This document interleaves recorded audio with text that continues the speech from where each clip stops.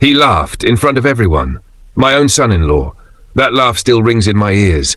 It wasn't just rejection, it was humiliation. And that day I decided, I won't beg again. Next time he sees me, I'll be the one standing, and he'll be the one on his knees, begging for a job. And guess what? That day came. My name is Harold Bennett. I'm 67 years old, and what I'm about to share is not a story. It's a scar. I live in Newark, New Jersey, in a small rented apartment above a diner. Life has been simple for me. My late wife, Lisa, passed away 5 years ago. Cancer took her fast. Just 4 months from diagnosis to goodbye. I never really recovered from her loss. She was everything to me. My strength, my peace, my purpose. We had only one daughter, Emily, my shining star. I raised her with my whole heart, working double shifts at the steel plant to make sure she never needed anything. She was smart, kind, a quiet girl who always smiled even when things were hard. Then she met Jason Hill, the charming, well-dressed young man who came from a business background. His father ran a local construction company, and Jason acted like he owned the world. I didn't like him from the start, but Emily loved him, and I didn't want to be the reason her smile disappeared. So I kept quiet. They married in a small ceremony. No big church, no massive reception, just a backyard, a few friends, and some cheap champagne. Jason's parents didn't even come. I should have taken that as a sign. The first 3 years went fine, or so I thought. Jason started a real estate startup. Emily supported him financially while he built his dream. I warned her not to empty her savings. But again, I kept quiet. After all, she believed in her husband, and I believed in her. But Jason was never satisfied. He wanted more, bigger, flashier. He started spending like a man who had 10 companies instead of one struggling idea. New car, designer suits, luxury dinners, and all this while Emily worked long hours as a nurse just to keep their bills paid. One day I asked her quietly, "Is he helping at all?" She smiled and said, "He's trying, Dad. I know he'll make it." Blind love. Just like her mother. Just like me. Then came the storm. It was a cold January morning. I had received an eviction notice from my landlord. The small pension I lived on wasn't enough anymore. Food, medicines, utilities, everything was costing more. I was falling behind. I had never begged anyone in my life. But that day, I folded my pride and visited Emily and Jason's new luxury condo. I remember standing in their modern living room, spotless white floors, fancy art, candles that probably cost more than my week's groceries. Jason was sipping coffee, wearing a silk robe. I cleared my throat and said, "Jason, I need some help." He looked at me with surprise. "Help?" I need $800. Just to cover this month. I'll return it, bit by bit. I just need time." He sipped his coffee, leaned back, and then he laughed. Not the kind of laugh that hides awkwardness, not the kind of laugh that comes from disbelief. This was a full, mocking laugh. Loud. Cruel. In your life, you taught your daughter never to ask anyone for anything. Now look at you. I looked at Emily. She couldn't meet my eyes. Jason stood up, walked to the window, and said, "This is not a charity, Harold. We're building a life, not handing out loans to retired boomers." And that's when I quietly picked up my coat, walked out, and whispered to myself, "He will work for me one day, and I'll pay him the same way he paid me today," with silence. What happened after that was a journey nobody expected, not even me. But when life hits you hard, sometimes you hit back harder. I didn't plan revenge. I planned survival. And that's where everything began to change. Subscribe to Letters from Pain. This story has just begun.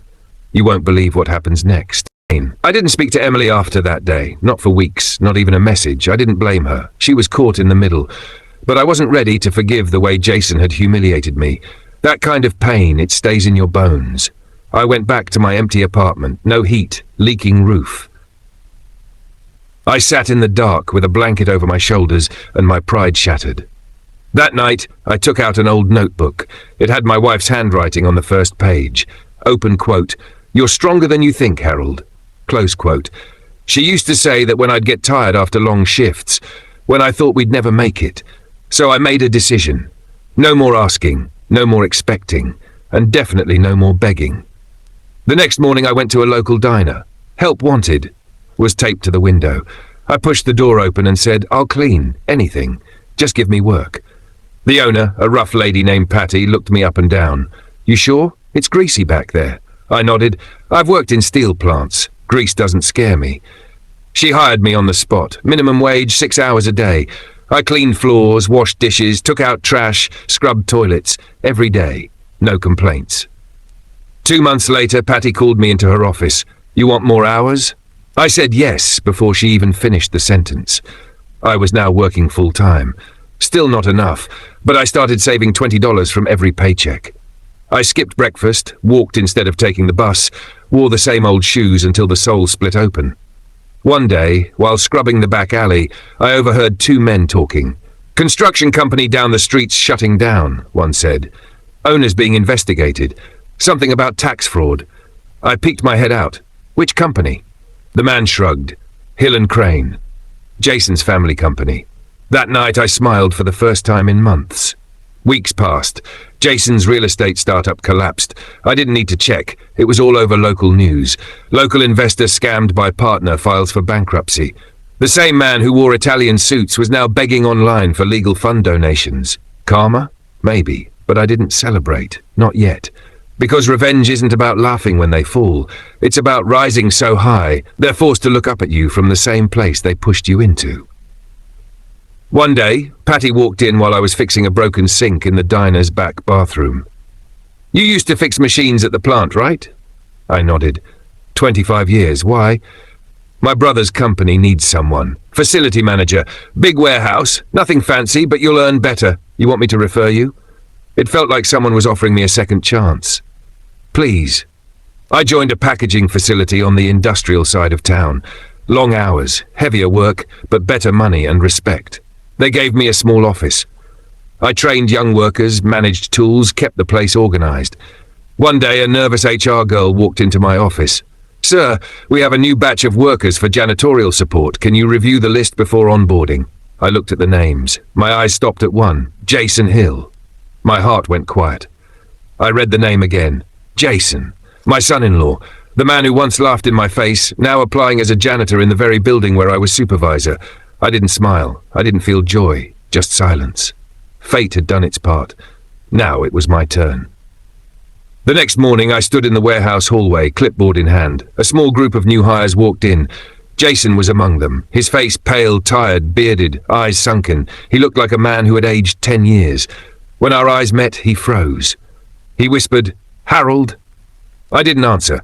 I simply said, "Line up," and began the orientation. You'll be cleaning bathrooms, lunch areas, emptying trash and mopping the floor every 2 hours. Tools must be cleaned after every shift. Understood? Everyone nodded, including Jason. I handed him a mop, and then I turned and walked away. No words. No revenge speech. No, I told you so. Just silence. Because sometimes the best revenge is watching them live the life they thought you were unworthy of. Subscribe to Letters from Pain. This story has only begun. You won't believe what Jason does next.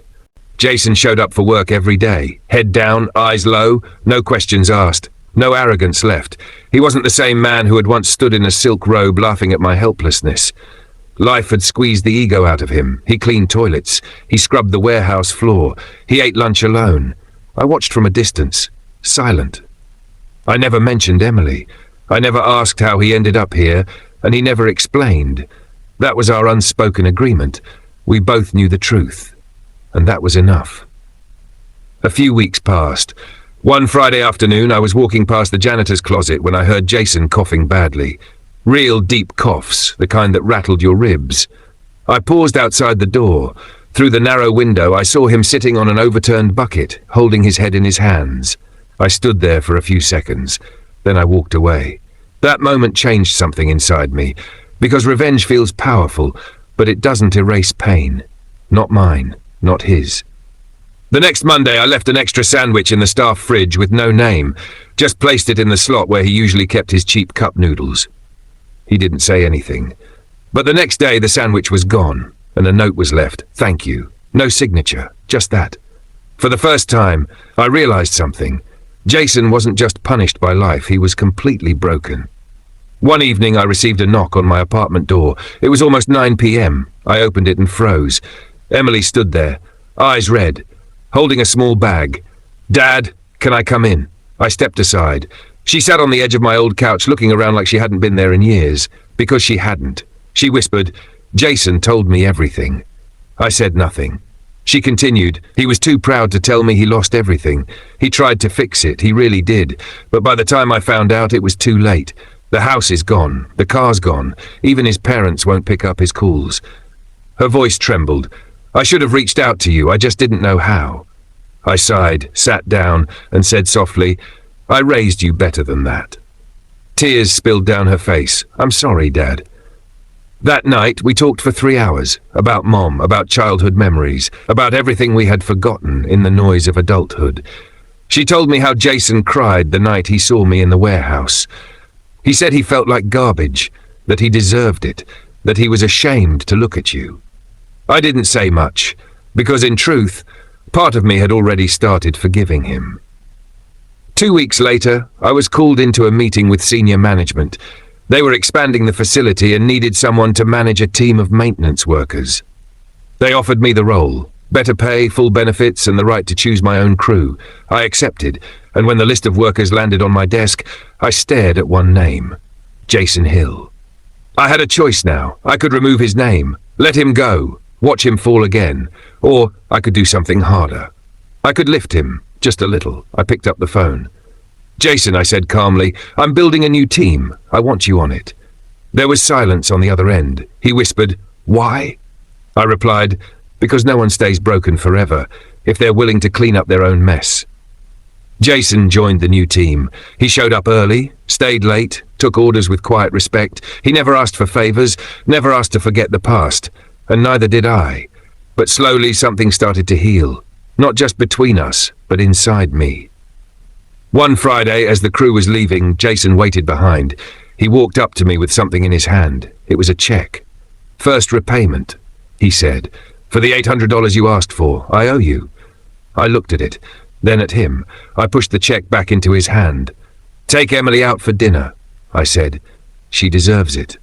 He tried to argue, but I just walked away, because sometimes true revenge is not in making someone suffer. It's in watching them grow from the pain. 3 months had passed. Jason had become the most hard-working man on my team.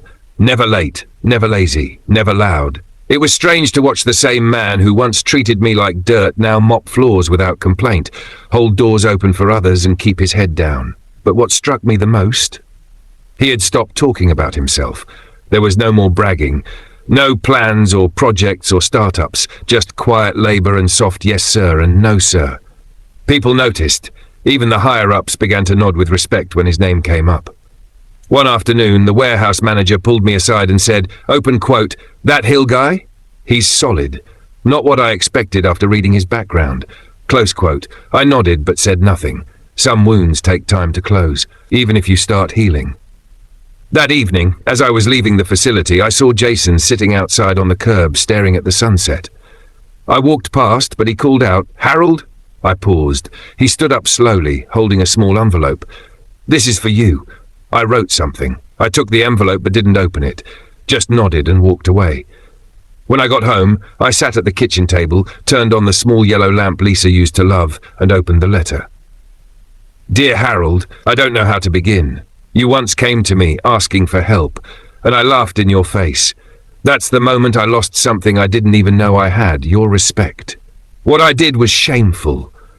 Not because I didn't give you money, but because I forgot you were family. I forgot you raised the woman I married. I forgot you were once a man who carried your family on broken shoulders.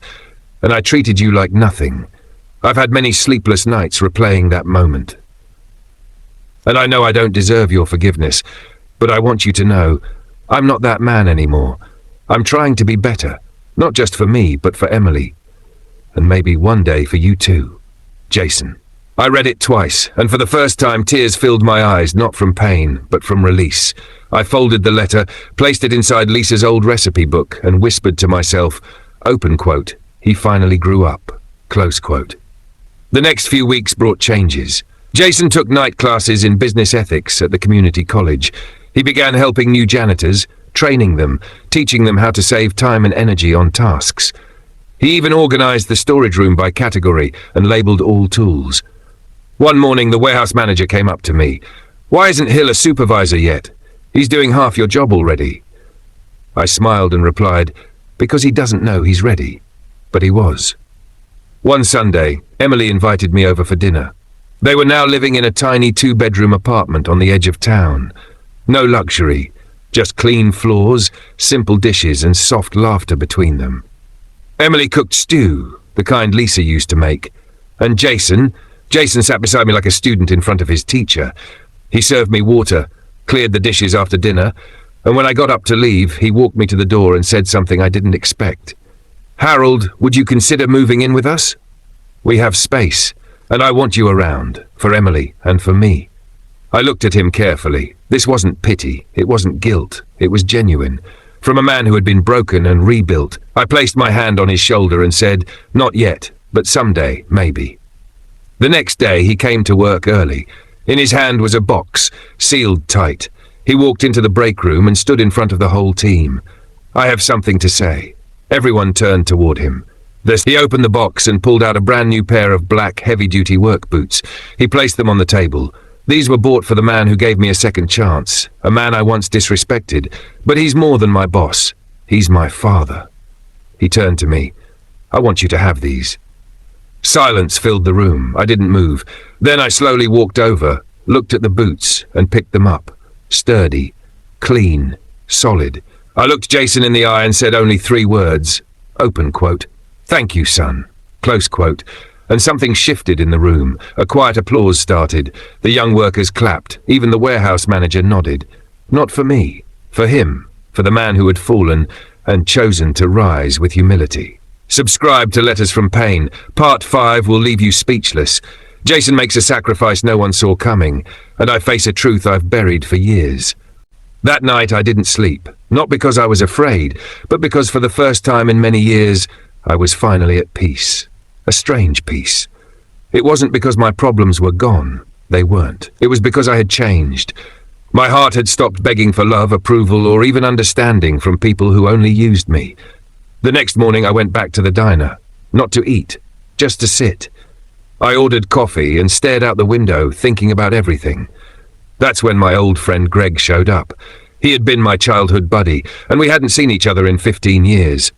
He walked in, looked at me once, and said, "Tom, what the hell happened to you?" I smiled. Life. He sat down. We talked. Hours passed.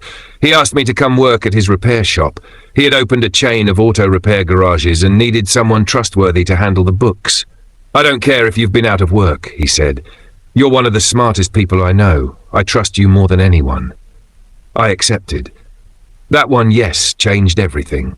3 months later, I was not only handling books, but I was running 2 of Greg's locations. I was waking up early, working with my hands again, managing people and feeling alive. I had saved enough money to rent a small but warm apartment in a decent neighborhood, and I had made a promise to myself. I was going to repay every humiliation, every insult, not by hurting back, but by rising higher than they ever imagined I could. One night, I received a knock on my door. I opened it to find Brian, my son-in-law, that same man who used to smirk when I entered the room. The man who mocked me when I asked for help. The man who told my daughter to choose between him and me. He looked broken. His eyes were sunken. His shirt was wrinkled. His voice was shaky. "Tom, I heard you run a few auto shops now. I was wondering if there's any job available. Anything. I'll do anything." There it was, the universe coming full circle. I wanted to scream at him. I wanted to remind him of every cruel word, but I didn't. Instead I said, "Sure, we could use a janitor. Toilets have been a mess lately. You okay with that?" He hesitated. For a second I thought he'd walk away, but he nodded. "I'll do it." I handed him a uniform. Now he works in the same place I manage, and every morning when I walk in with my coffee, I see him mop the floor and clean toilets, exactly where he once laughed at me. And no, I never laugh back, because revenge is sweetest when it's silent. And yes, there are moments when I walk past him and he avoids eye contact. He knows. He remembers everything. But I don't speak. I just rise. I rise in dignity, in discipline, in silence. There was a day when my daughter walked in to see him working there. Her jaw dropped. "Dad, you hired Brian?" I looked her in the eye. "No, he hired himself when he ruined me. Now he's just cleaning up the mess he left behind." Subscribe to Letters from Pain for more true, painful and powerful life stories. I never imagined I'd see the day when Brian, my son-in-law, would scrub the floors in a shop I managed. But life has a way of turning tables, and the silence between us spoke louder than any argument ever could. The months rolled on, each day unfolding like a quiet battle. Brian showed up every morning on time, worn-out uniform tucked into faded boots, face shadowed with fatigue. I never gave him special treatment. No easy tasks, no shortcuts. He mopped every corner, scrubbed every toilet, emptied every trash bin. But beneath that humble exterior was a man wrestling with his own pride, his own guilt. One afternoon, I found him sitting alone in the break room, staring out the window like a lost soul. I walked in quietly, not wanting to startle him. "Brian," I said softly. He didn't respond at first. Then he looked up, eyes tired and red-rimmed. "I'm sorry, Tom," he said, voice cracking. "For everything. For how I treated you, for how I pushed Emily away. I was scared of failing, scared of being a man in this world, so I hid behind arrogance."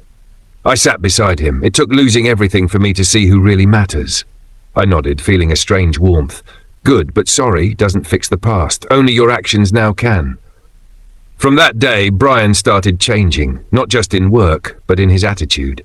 He began helping younger workers, sharing tips on how to get the job done faster without cutting corners. He volunteered to work extra shifts when someone called out sick. The transformation wasn't instant, but it was real. Meanwhile, Emily started visiting more often. At first, it was awkward. Then gradually, the walls between us crumbled. One evening, as we sat around the small kitchen table, Emily said, "Dad, I know you've forgiven Brian, but I'm still angry. He hurt me deeply." I looked at her, seeing the pain in her eyes. "I know, sweetheart, but holding on to anger only weighs us down. I want us to heal, all of us." She sighed. "I want that too, but sometimes it feels impossible." That's when I told her about the nights I spent alone, thinking about her mother, about mistakes, about hope. Time heals, Em, but only if we let it. At work, Brian kept proving himself. One day, the owner of the company, my old friend Greg, called me into his office.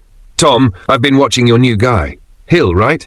He's impressive, dedicated. I want to promote him to team supervisor." I hesitated. Could I really trust him? But I knew this was part of the healing, for Brian and for all of us. "I'll recommend it," I said.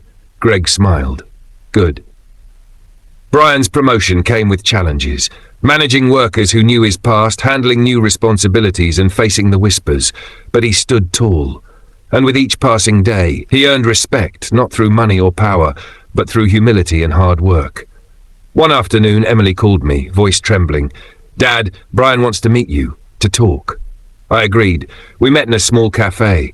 Brian was nervous. He said, "I want to thank you, Tom, for giving me a chance, for showing me what it means to be a man."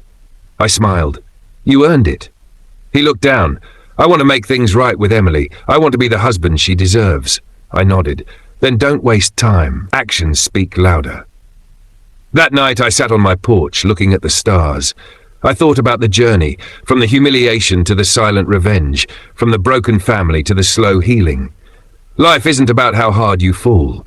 It's about how gracefully you rise. And sometimes the sweetest revenge is not to destroy, but to forgive and rebuild. Subscribe to Letters from Pain. The journey continues. Next part will reveal a shocking truth about the past that will change everything. That evening, as I sat in my small living room nursing a cup of black coffee, my phone buzzed with a message from Emily. Simple words. "Can we talk? It's important."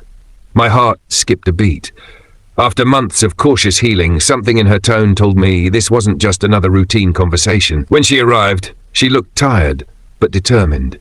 We sat across from each other, silence stretching between us like an invisible wall. Finally, she spoke, voice low but steady. "Dad, there's something I've been hiding from you, from all of us." I waited, leaning forward, ready for the truth no matter how hard it might hit. She took a deep breath. "Before Jason, before Brian, I was engaged to someone else, someone I trusted, but he hurt me and I left him. I never told you because I was ashamed." I stared at her. This was news, and not the kind you expect after years of silence. She continued. "His name was Mark. He was controlling. He threatened me when I wanted to leave. I didn't want you to worry." A knot tightened in my chest. How many secrets had been buried under all this pain? Why tell me now? I asked gently. Because, she said, I found out recently that Mark is back in town and he's been trying to reach me. I'm scared, Dad. That fear in her eyes cracked something open inside me. The past wasn't done with us yet. The next day, I did what any father would. I called an old friend in law enforcement, someone I trusted. Within hours, we had a name, a file, and a plan. Mark wasn't just a bad man. He had a history of violence, threats, and manipulations. He was dangerous. I felt a cold fury rise inside me. Brian noticed the change in me. He approached carefully one afternoon. "Tom, what's going on? You look tense." I looked him in the eyes, voice low. "My daughter's in danger." He nodded solemnly. "Whatever you need, I'm here." Days turned into weeks as we worked with the police, installing security cameras, changing locks, and preparing for any worst-case scenario. Emily clung to Brian and me. The fractures in their relationship began to heal even more, forged by shared protectiveness and renewed trust. One night, Mark showed up near Emily's workplace. Thanks to the cameras, police were already waiting. He was arrested without incident. Relief washed over us, but it came with a heavy cost. Emily broke down, tears streaming. "I should have told you sooner," she sobbed. "I wanted to be strong, but I was weak." I pulled her close. "Strength isn't hiding pain, Em. It's facing it." Brian stood quietly beside us. That night, I reflected on how far we'd come.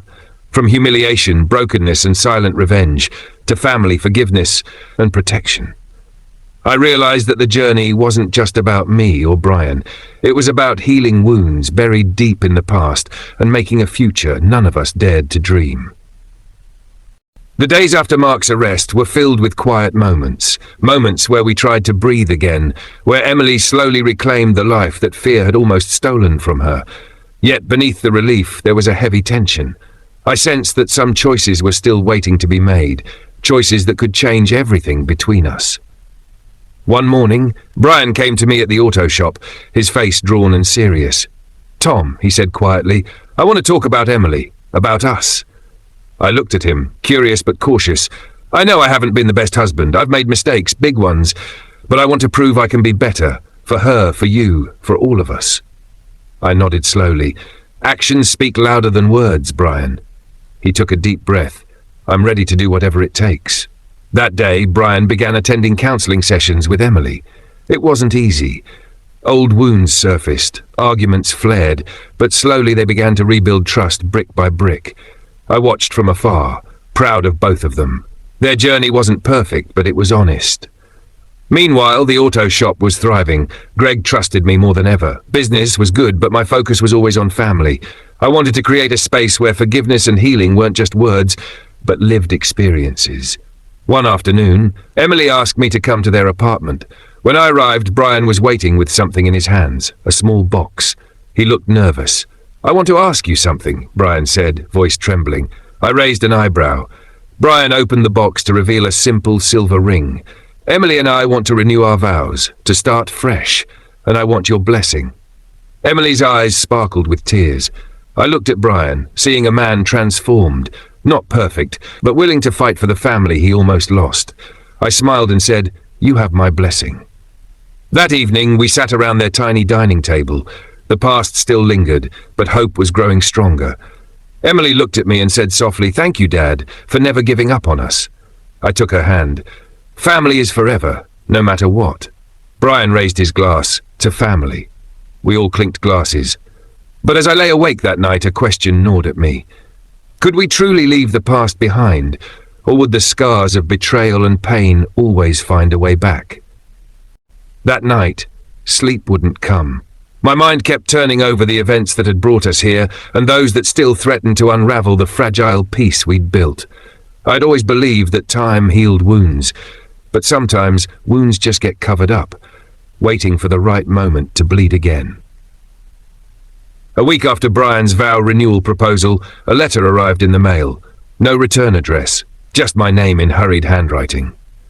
I opened it carefully. Inside was a single photograph and a note. The photo was old, grainy and faded, showing a young woman and a man I didn't recognize. The woman looked like Emily, but younger. The man was tall, strong-faced, with sharp eyes. The note read, "You don't know the whole story. Some things are better left buried. But if you want the truth, meet me at the diner tonight. Alone." My heart raced. Was this about Emily's past or someone else's? I knew the diner well. It was my refuge, the place where I first started cleaning tables when life had knocked me down. That evening, I sat in a corner booth, the photo pressed into my palm. Minutes later, a shadow slid into the seat opposite me. It was a woman, late 40s, tired eyes, but a fierce determination burning within. She introduced herself as Rachel. Rachel took a deep breath and began. "Tom, I'm sorry to bring you this way, but Emily's story is only half the truth." I frowned. "What do you mean?" She explained that years ago, before Emily and Brian, there was another man in Emily's life, someone dangerous. Someone tied to secrets that, if revealed, could destroy everything. Rachel was a friend who had tried to protect Emily back then, but had lost contact. She handed me a worn-out envelope. Inside were documents, police reports, photographs, letters, all pointing to a dark chapter Emily had hidden. As Rachel spoke, pieces started falling into place. The fear Emily felt wasn't just from Mark. There was more. Something deeper. A family secret that someone desperately wanted to keep quiet. I thanked Rachel and promised to keep this between us. That night, I sat alone, the weight of the secret pressing down. Should I tell Emily or protect her from pain?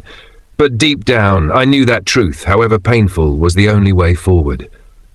The next morning, I called Emily. We met in the park where we often walked when she was a child. I showed her the envelope. Her face paled. Tears spilled freely. "I was afraid," she whispered. "Afraid it would ruin what little peace we had."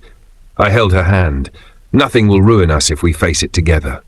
Over the next days, we prepared to confront the past. Brian stood by us, silent but steady. Together, we would face whatever came next.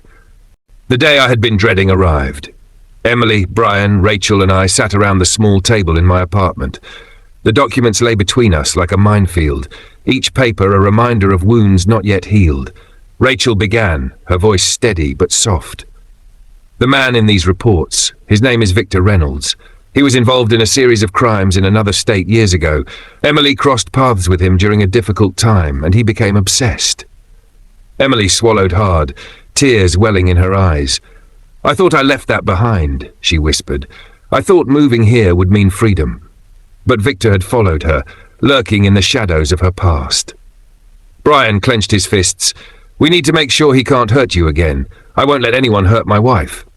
I nodded, the protective father and the man who had suffered at Brian's hands joining forces in silent agreement. That night, police officers arrived at the apartment. Plans were made, restraining orders were filed, security measures increased. Emily felt safer, but the shadow of fear lingered. Weeks passed, and slowly, life began to settle. Emily, Brian and I grew closer. The walls between us crumbled further. One evening, as I watched them laugh over dinner, I realized how far we'd come, from brokenness to hope. But beneath it all, I understood that healing is never simple. It's a path filled with setbacks and triumphs. And through it all, I remembered the moment I first stood up for myself, when I refused to beg. That decision led me here. The weeks after Victor's arrest brought a fragile calm to our lives, but I could feel the tension lingering beneath the surface, like a storm waiting to break. One late afternoon, I received a call that shook me to my core. It was from an old family friend, someone I hadn't spoken to in years. "Tom," he said, voice low, "there's something you need to know about your daughter's past, something no one's told you." My heart pounded. "What is it?" He hesitated. "Emily's birth. It's not what you think." The next day, I met him at a quiet cafe. He slid an old, folded letter across the table. "This was your wife's," he said. "She wanted you to know the truth if anything ever happened." My hands trembled as I opened the letter. The words inside revealed a secret I had never suspected. Emily was adopted. Not just that, but her biological mother was someone from a family tangled in old grudges and betrayals. I sat alone that night, the weight of this revelation heavy on my chest. I thought of Emily, growing up believing one story, while her real origins lay hidden in shadows. The past had a way of catching up, no matter how far you run. The next morning, I called Emily. She listened in stunned silence as I told her what I'd learned. Tears streamed down her face. "I don't know who I am anymore," she whispered. I reached out, holding her hands tight. "You are still my daughter. Nothing can change that." Together, we decided to seek answers. We found records, traced family lines, and uncovered more than just names, old wounds, family feuds, and secrets that had shaped her life without her knowing. Brian stood by her side through it all, offering steady support. I felt a new respect for him, not just as my son-in-law, but as a man who stood firm in the face of storms. One evening, after a long day of searching, Emily said softly, "Dad, thank you for everything." I smiled, feeling the bond between us stronger than ever. The search for answers led us down a path neither Emily nor I could have expected. Documents, old photographs, and faded letters revealed a family history tangled with betrayal, loss, and secrets kept for decades. Emily's biological mother, it turned out, was a woman named Margaret Sinclair, from a prominent family with a dark past. Margaret had given Emily up to protect her from a violent father and a family feud that had lasted generations. One afternoon, Emily and I travelled to the town where Margaret had lived. The air was heavy with memories as we stood before a small, abandoned house at the edge of a forgotten street. No one had lived there for years. A local woman approached us, her eyes wary but kind. She told stories of Margaret, a woman who had sacrificed everything to keep her daughter safe. Emily listened quietly, absorbing every word. That evening, as we sat in a small motel room, Emily spoke softly. "Dad, I don't know who I am anymore." I took her hands in mine. "Who you are is not just where you come from, but the person you choose to be." Back home, Brian grew more involved, offering strength and encouragement. The experience had brought us closer, forged bonds from pain and resilience. But as we delved deeper, new threats emerged. Someone didn't want the past uncovered. Strange calls, unmarked letters, shadows lurking outside our home. I realized the fight was far from over. We had to protect Emily and ourselves. Subscribe to Letters from Pain. The story continues with danger, hope, and the power of family.